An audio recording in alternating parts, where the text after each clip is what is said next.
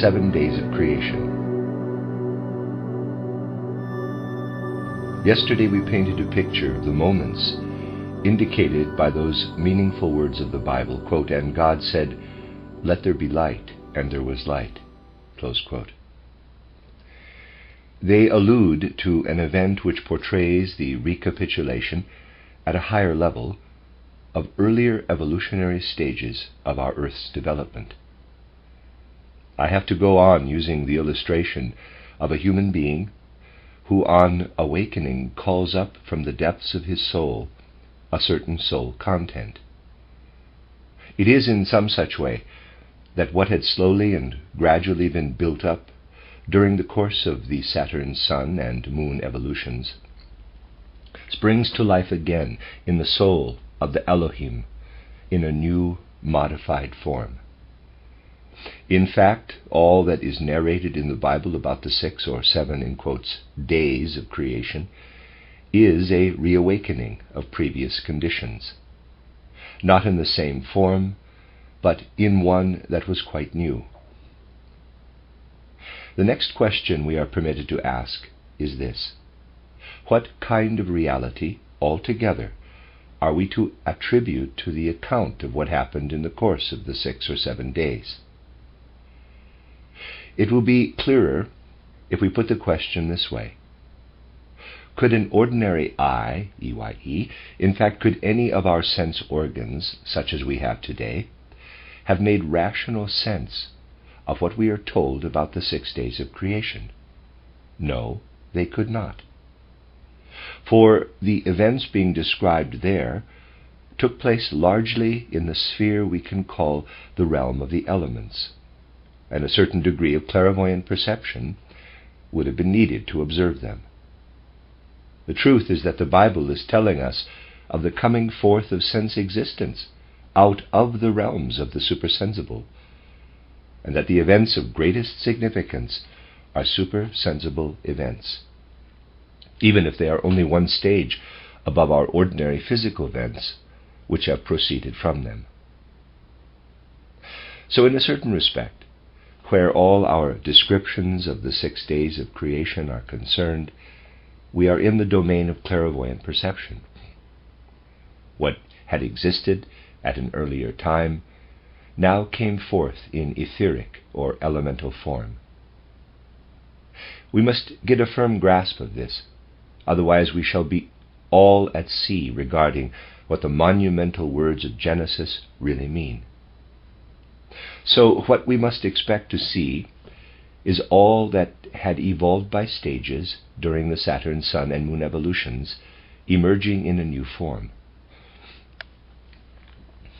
Let us begin then by asking what the conditions were actually like which pertained during the evolutions of these 3 planetary forms. On Saturn, as you can read up in my title outline of Esoteric Science, everything was in a kind of mineral condition. That which was there in the way of first rudiments of the human being, in fact the entire mass of ancient Saturn, was in a kind of mineral condition. However, this must not make you think of today's mineral form, for Saturn did not as yet have anything of the watery or solid elements in it. It was nothing but interweaving warmth. But the laws prevailing in this warmth planet, which brought differentiation about and brought order into the movement of the warmth, were the very same laws which govern the solid mineral kingdom. So when we say that both ancient Saturn and the human being were in a mineral condition, we must be aware that it was not like today's mineral condition with its solid forms, but a state of weaving warmth governed by mineral laws. Then came the sun condition. We must think here of there still being no separation of the part which later became the earth. What today has become sun and earth was still in the form of one unified body, a single cosmic body. In contrast to the earlier Saturn condition, a coarsening took place, and a gaseous element arose. So that, apart from the interweaving warmth, we now have air streams intermingling and coming together in accordance with their own laws. But at the same time we have a new formation above it, a kind of rarefaction of warmth in the direction of light, a radiating of light into cosmic space. The actual nature of our planetary evolution progressed during the sun period to the stage of the plant. Again, we must not imagine that there were plants in their present form on Old Sun. It is only that the same laws were at work there, in the elements of warmth and air, as rule in the plant kingdom today, those laws which determine that the root shall grow downward and the blossom upward. Obviously, no solid plant forms could arise. We must think of the forces which send blossoms up and roots down, weaving in an air-like structure, and imagine the condition on ancient Sun as a light-like flashing forth of blossoms in an upward direction. Picture a gaseous sphere, and within it living, weaving light, which causes the gaseous vapor to shoot up in radiant blossoms, while at the same time below there is the effort to check these luminous outbursts and get the old sun to hold together at its center. Then you have a picture of the inner weaving of light, warmth, and air in the ancient sun condition. The laws of the mineral kingdom are repeated, and the laws of the plant kingdom are added, and the development of the human being, as far as it has progressed, is still only in a plant-like condition. Where today would we find anything in the least comparable to this plant-like weaving in the air, warmth, light sphere of the sun? With today's sense organs, we would search the whole of cosmic space in vain. At a certain period of sun evolution, these conditions existed even physically, that is, as far as the density of air. Today they cannot exist physically at all. The form of activity which actually existed physically at that time can only be found today by directing the faculty of clairvoyant perception toward the region of the supersensible world, where the archetypal beings are who belong to our materially physical plants, the entities whom we have come to know as the group souls of the plants. We know, of course, that behind the flora presenting itself to our physical senses, there is something we call group souls. Nowadays, they can only be found in spiritual realms by clairvoyant consciousness. These group souls of the plants are not present in the single plants, such as we see growing out of the soil, but there is a group soul, more or less, for each species of plant, such as the rose, the violet, the oak, and so on. In the spiritual realm there is not a spiritual being corresponding to each single plant, but we have to think of group souls for the various species.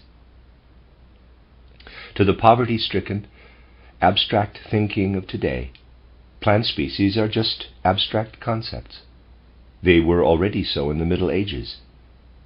And it was because even at that time people no longer knew of the living spiritual activity that is the foundation of the physical world, that the famous controversy arose between realism and nominalism, the dispute as to whether species were mere names or real spiritual entities.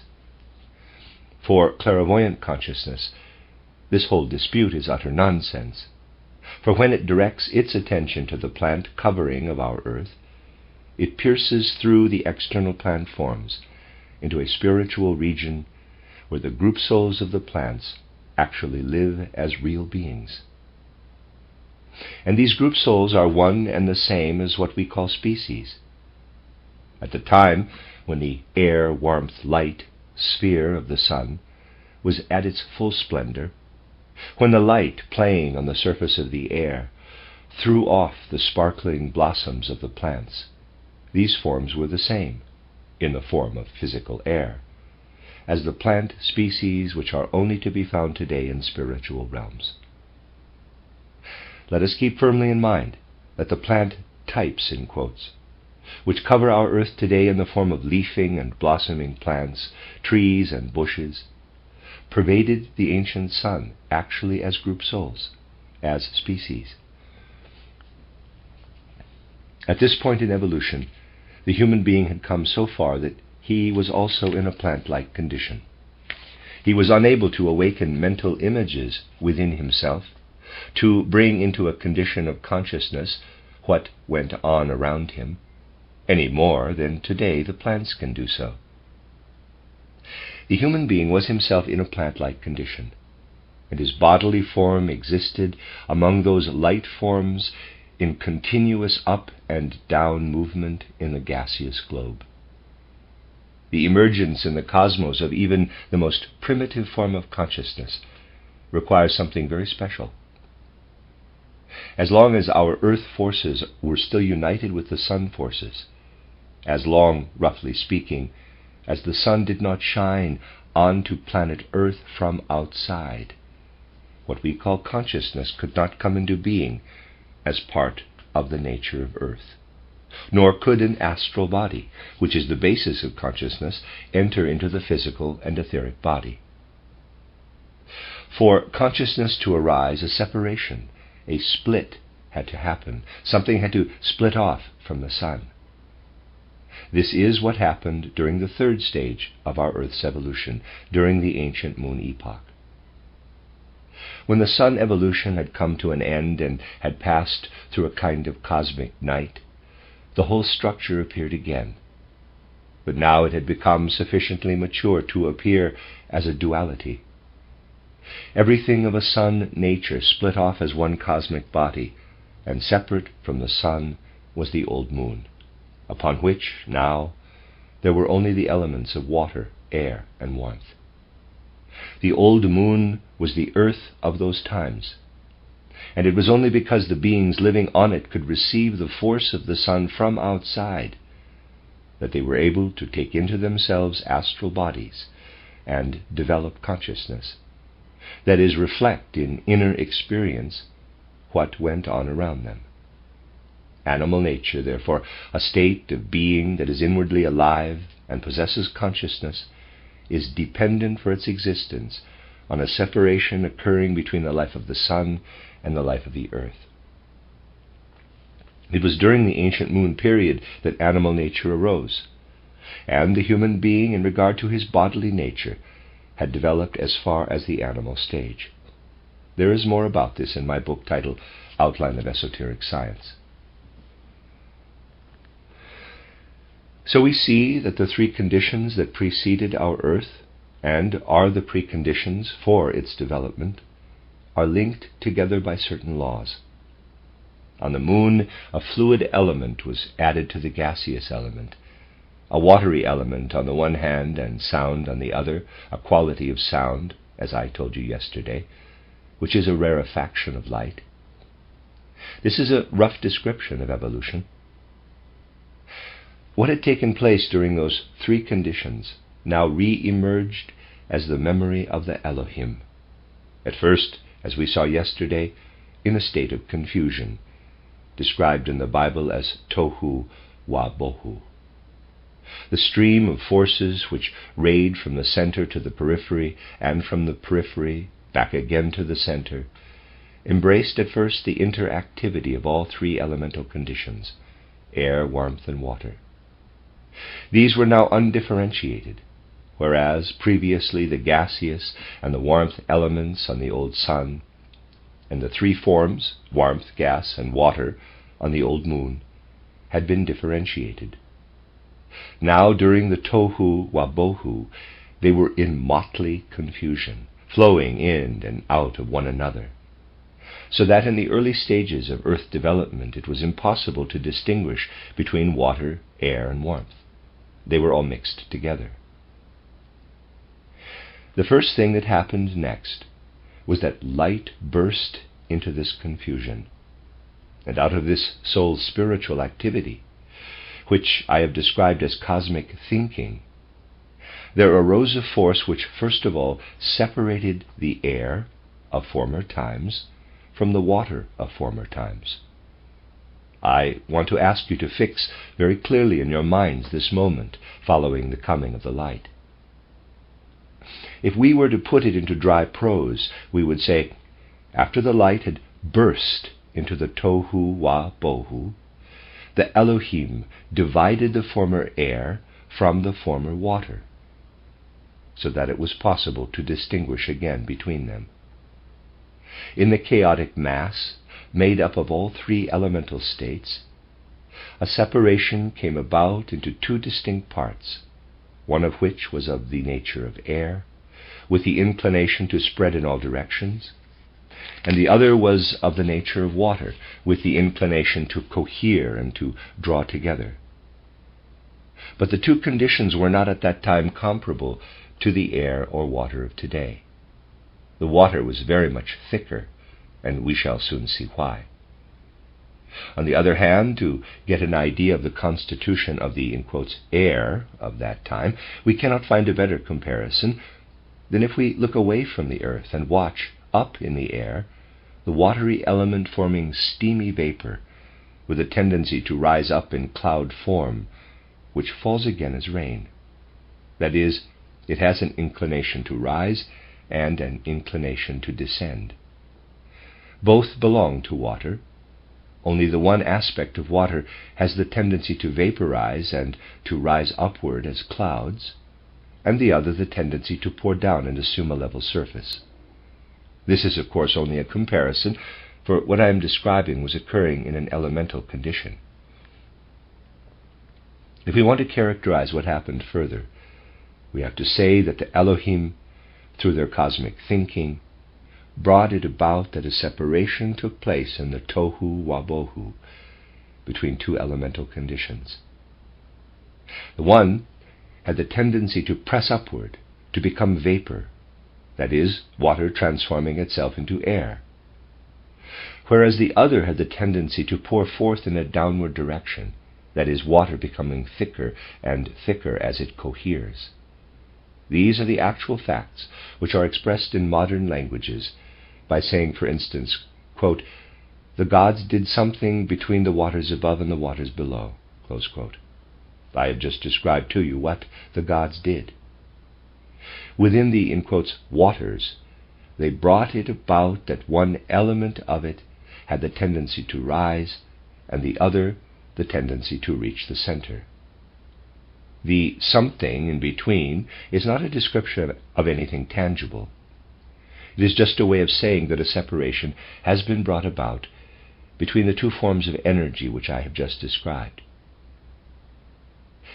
If you want a physical example, you could say that the Elohim so acted on the waters that on the one side they rose up and had a tendency to form clouds and to spread out in space, and on the other side they had a tendency to accumulate upon the surface of the earth. In fact, the separating was more in the realm of thought, and therefore the word in Genesis which expresses the separation must be so understood. The English Authorized Version of the Bible uses the word firmament for this. The Hebrew word is rakia, R-A-K-I-A. This word certainly does not mean anything which one can express in a physically material sense, but simply means the separating out of two directions of force. This brings us to what is described in Genesis as the second day. So, if we wanted to translate it into our own language, we should have to say that in the turbulence of the elements, the Elohim first divided the air from the water. This is quite an exact rendering of what is meant.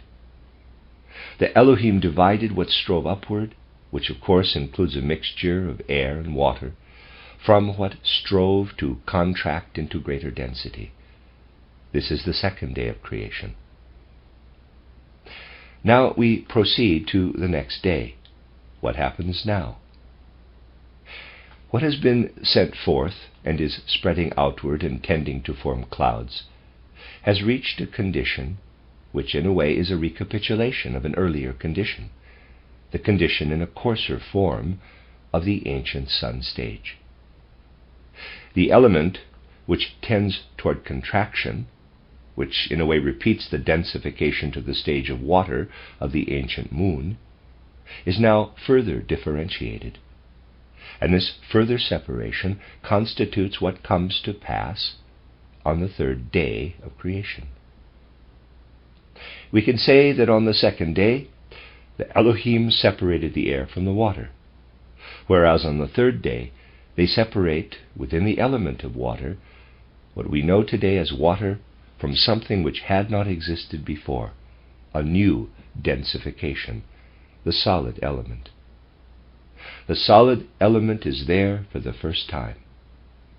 At the moon stage, this solid earthly element was not yet there. Now it is precipitated out of the watery element.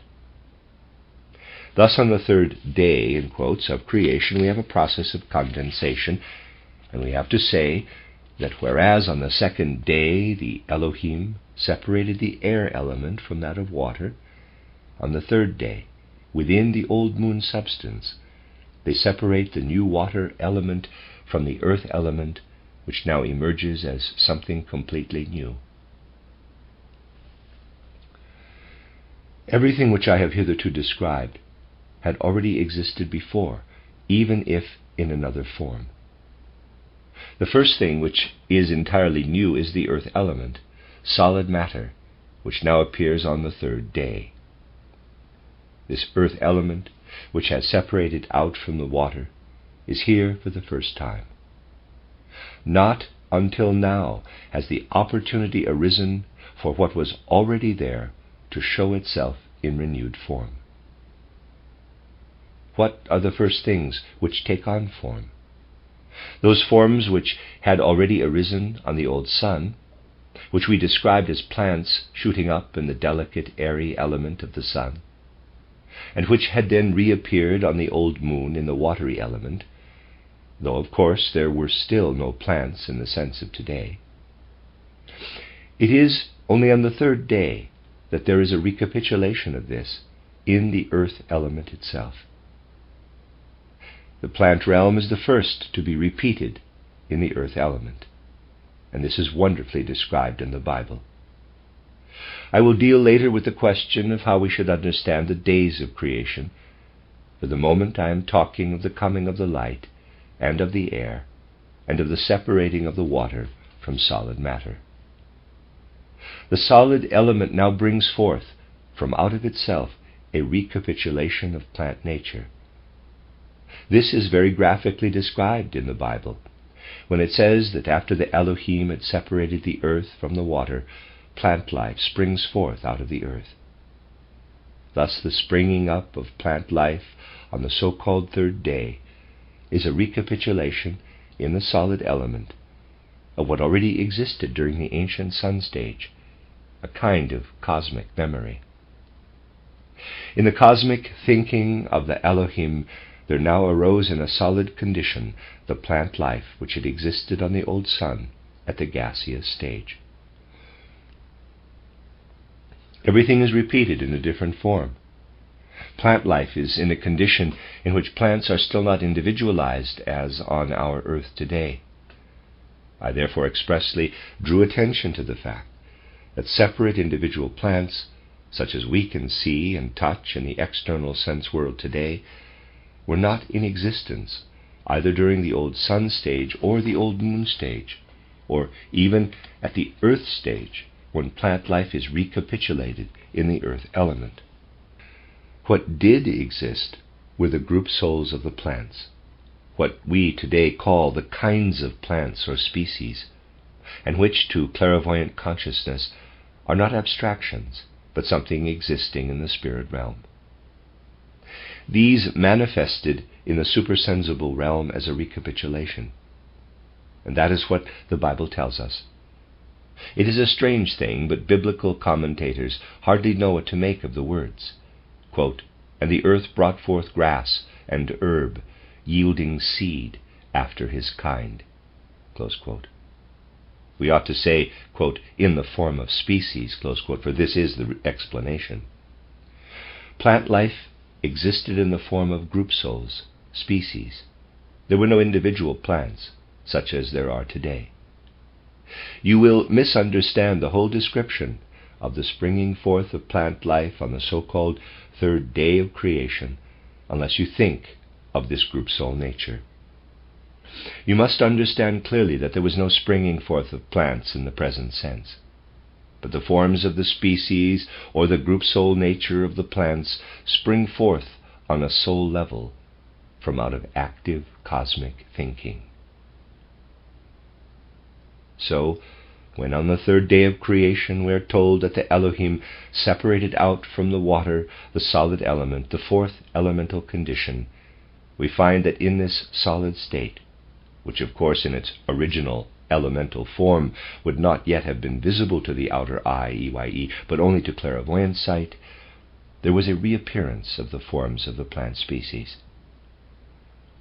There can not yet be a recapitulation of animal nature. We have already pointed out that animal nature could only make its appearance during the ancient moon stage after a duality had come into being and the sun had begun to function from outside. Therefore, a repetition of this process, the separation of the moon, had to occur before evolution could advance from the plant to the animal level. So we are told that after the third day, in the periphery of the earth, an outer element of sun, moon, and stars begin to take effect, that forces begin to work in from outside. Whereas we previously envisaged an activity coming forth from the planet itself, now, in addition to this, there was activity raying in from heavenly spaces. In other words, the actual process should be described roughly in the following way.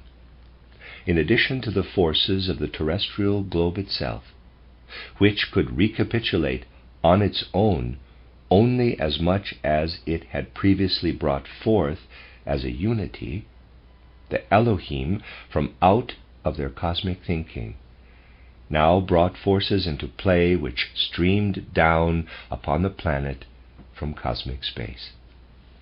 A cosmic dimension was added to the earthly dimension. For the present, let us read nothing further into what is described on the so-called fourth day of creation, what was brought about by this raying in of forces from outside. Those processes could now be repeated naturally, which already existed during the old moon stage, but only in an altered form. During the old moon evolution, those animals had come into being which could live in the elements of air and water. These could now begin to reappear. Therefore Genesis tells us, in wonderful accord with the facts, how on the fifth day the air and the water began to teem with life. This is a recapitulation from out of the earth element of the old moon evolution, but at a higher level and in a new form. My dear friends, when we contemplate things such as this, our anthroposophical striving turns into a tremendous reverence for these ancient documents. What is experienced by clairvoyant consciousness is recorded in this document in impressive words, in words full of power. It confirms for us what clairvoyance has already told us, that once the light has started to shed its rays from outside, the creatures which existed in the elements of air and water at the old moon stage could reappear. In face of such a soul-stirring discovery, how can we attach any importance to intellectual criticisms of these things? What nonsense it makes of the argument that this document was written in primitive times, when human knowledge was still at a childish level. A fine childish level when we rediscover in these records the highest knowledge to which we can raise ourselves. Must we not ascribe to those who have given them to us the very spirituality which alone is able to reach to this revelation? Does not this document, bequeathed to us by those seers of old, bear witness to them? The contents of this document itself testify that its writers were inspired. Indeed, we need no historical proof, for the contents themselves are the only possible proof. When we look at things this way, we realize that it was only after the fifth day of creation that anything new could happen. For everything which had to be repeated had already done so.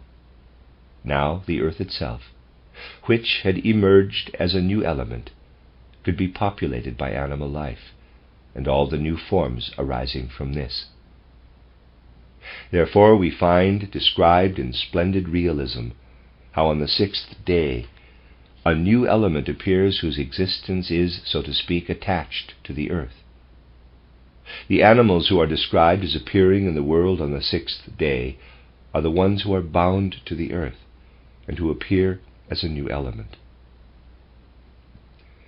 So we see that until the fifth day we have a recapitulation of what had gone before, but now at a higher stage and in a new form. On the sixth day, however, earth nature comes into its own for the first time, and something is added which has only become possible because of earth conditions. I have now, so to speak, given you a summary of the sixth day of creation. I have shown you that the sages of old, who brought their great wisdom of the 6 days of creation into this hidden form, must have been fully aware of the new element arising. And further, they must also have been fully aware that it was only within this earth element that the actual being of man could break in. We know that all that the human being went through during the old Saturn, Sun, and Moon stages were preparatory stages for becoming man. We know that during the Saturn period, the first rudiments of a human physical body were developed. During the Sun period, the rudiments of an etheric or life body were added. And during the Moon period, the rudiments of an astral body. What was repeated up to the end of the so-called fifth day of creation contained an element of astrality. Everything which had being had astrality. To infuse the ego, the fourth member of human nature, into a being in this whole evolutionary complex was only possible when earth conditions had been fully created. So the Elohim prepared the earth by recapitulating the earlier stages at a higher level throughout the 5, in quotes, days of creation. It was only then, because the recapitulation had taken a new form, that they had at their disposal a fitting vessel into which they could impress the human form, and this was the crowning of the whole of evolution. If a mere recapitulation had followed, evolution as a whole would only have been able to advance to the animal stage, the astral level. But as, right from the beginning, with every repetition, an element was being poured in which finally revealed itself as the earth element, a vessel was finally arrived at, into which the Elohim could pour all that lived within them. I have already described what this was like having a group of 7 people, each one of whom has learned something different.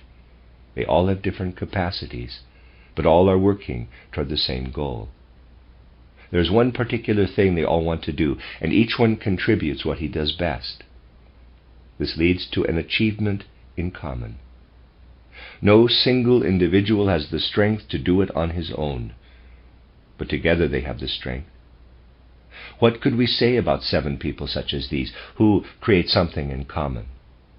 We could say that the product of their work bears the impress of the image they had made of their task. We must keep this in mind as an apt description of the way the 7 Elohim worked together to arrive, finally, at their crowning achievement, to pour human form into what could arise out of the repetition of earlier stages, because everything was given a new imprint.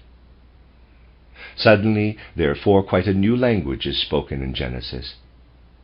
Earlier on, things are expressed in particular terms, quote, the Elohim created, close quote, the Elohim spoke, close quote, and so on.